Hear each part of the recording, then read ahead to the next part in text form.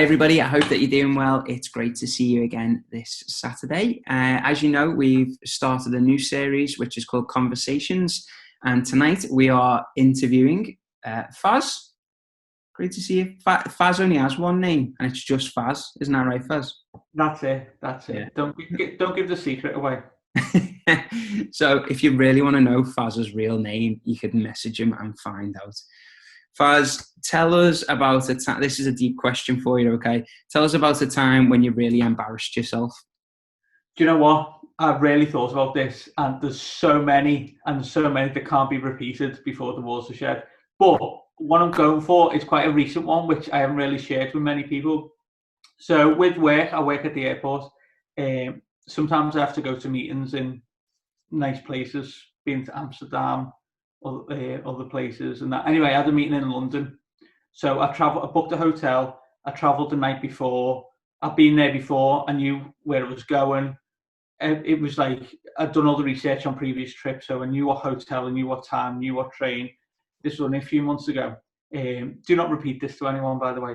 We won't share it with anyone, don't worry. Yeah, not on the internet, is it? Yeah. So anyway, so I get there, I get up nice and early, I have my breakfast in the hotel, get dressed. Actually, I got dressed before breakfast because that would be weird, wouldn't it? And then I went to where I thought the meeting was, and I went to the desk and I asked for the person in charge, in the meeting, and they said, "Oh, no one of that name works here." I was like, "Can you just check?" And as I check, I look at the calendar invite, and my meeting wasn't where I thought it was. It was 50 miles in the other direction, and it was about to start in half an hour, and I just absolutely panicked and quickly was like, right, what can I do? What can I do? So I was like, I'm going to have to pay for an Uber, and it was coming up as like 80 quid to get to this meeting. So, and in the end, London's public transport's so good that I managed to get public transport. A train and a bus was quicker than an Uber, according to the app. And I managed to get there about half an hour late. And as I got in, I did tell a little lie when everyone's like, "Oh, were you on those trains? Are terrible, aren't they?" I was like, "Oh yeah, it's absolute mayhem." So I went, "Yeah." So whereas I thought my meeting was on the edge of London, it turns out it wasn't. It was right in the middle of London, and to make it even worse, it was right next to Euston Station. So I had no need to stay the night before, and I could have travelled in the morning. So yeah, that really messed me up recently. Always read the invite. I just assumed it was somewhere it wasn't. So yeah, how embarrassing. I know. It's a good job we're not posting this online, isn't it? Oh, whatever. We all make mistakes. And that's probably why we've gone into lockdown as well, just so that you don't turn up to the wrong place. Honestly, the embarrassment. So, Faz, tell us what it was like to grow up as Faz. As Faz, well, fortunately, I grew up with a mum and dad. I used to live in Anfield, and then we moved to Tube Route, Green Lane, when I was about 12 or 13, and then lived there till I moved out with my friends. It was fun. 4 sisters, so my house was very girly. So if you ask any questions, that's normally the answer. I grew up with girls. Lots of fun, yeah. Had lots of friends. Had loads of good times, some bad times. Parents are divorced. I struggled with that. It actually happened when I was about 23, which is older than most people. And I didn't cope very well. But getting on now, my mum lives 2 roads away. My sister lives 1 road away. Recently moved into Moscow Drive. Don't come and head my house. And yeah, just enjoying life, working at the airport. And I think the main thing I like to think of, if people think of me, is that I like to have fun. Yeah. No matter how old I am.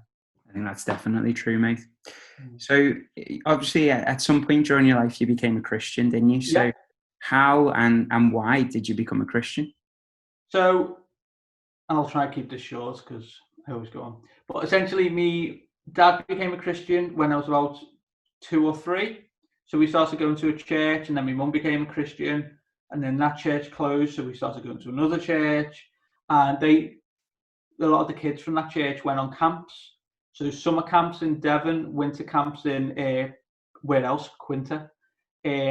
So after, I think on my first camp I was 14, and I'd always told everyone I was a Christian, and I always thought I believed in God and all that jazz.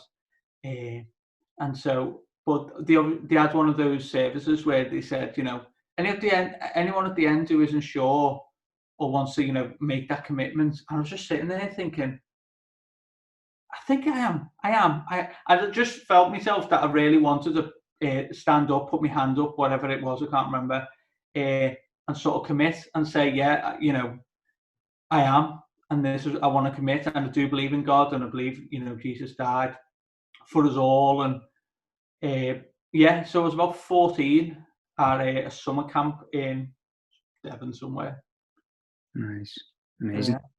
Are these the same camps where you met Kirsty? It was. So I started going when I was about 14. Kirsty was going when she was 11, but she didn't come till later. So when I was about 16, Kirsty started coming, and she was 11. But we obviously didn't get romantically involved until much later in life. So yeah, I've known Kirsty for quite a long time. Yeah, amazing. Eh? So go to camp, find a wife, and also become a Christian, of course. I mean, there you go. Ironically, or well, not ironically, Kirsty's dad used actually to be the minister of the church it was going to. So that's why we all went to the same camps. Yeah. So yeah, it's a very small world. Yeah, amazing. What Bible passage has really spoken to you? So I'm terrible at knowing Bible verses, purely because I've got a terrible memory for where things are and that. But the one I do remember, and I've always relied on since I can't remember, certainly my teenage years, was Proverbs 16:9, which I'll read not from my Bible, but from Kirsty's. So it says, Proverbs 16:9, in their hearts humans plan their course, but the Lord establishes their steps. And that's just been one for me, whether it was, what to go to sixth form, whether it was what GCSEs to choose, whether it was my parents being divorced, whether it was whether to go to Camp America or uni or get married or move. It's just really good to know that, as it says, is that I plan where I want to get to. I wanted to be married. I wanted a relationship, but God prepared those steps for me so that I met Kirsty and so on and so forth. And, to know that God's always looking after those steps that help me plot that course, which actually sort of come a full circle, makes me laugh about going back to my embarrassing story. How, I plotted my course for a certain destination, but God made sure He gave me the steps so I actually got to this meeting on time. I think that's just like life sometimes. We know where we want to go, and sometimes God lets our steps take us there, and sometimes He just steps us in a different direction that only on looking back, it actually makes a lot more sense. Yeah. Awesome, mate. Right, here's another deep question to finish, okay? Would you rather have an amazing sense of smell but no taste, or an amazing sense of taste but no smell? I think it's got to be taste. I'd rather have good sense of taste, because who wants to smell? Imagine if you had an amazing sense of smell, how far away you could smell the toilet or like the dog poo. Do you know what I mean? Yeah. And then also on the taste front, one of my biggest disappointments in life was when me and Kirsty went for this meal, and it was like we just said, we don't know what we want. We went for this set like 5-course thing. Thought it was that exciting, and then the first course was something really spicy, so spicy in fact that we lost our sense of taste. So for the next 4 courses, we had no idea what we were eating. We could have just been eating bread. Everything just tasted of nothing. So yeah, I really do appreciate my sense of taste. Yeah. But I think that'd have to be my answer. That is a good shout, mate. Faz, thanks so much, mate. Great to see you. No, great to see you and all the internet.